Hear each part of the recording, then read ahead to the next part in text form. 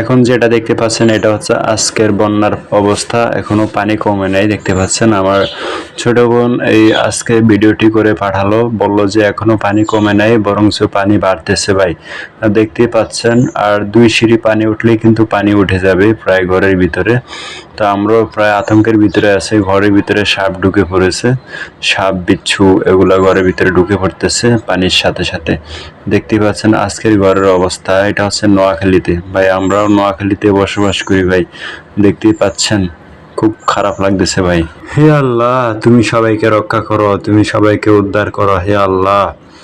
এই হচ্ছে আমাদের নোয়াখালীর আশেপাশের এবং আমাদের বাড়ি, এটা হচ্ছে আমাদের বাড়ির অংশ। এবং আমাদের বাড়িতে দেখেন প্রায় হাঁটু পরিমাণ পানি উঠে গেছে।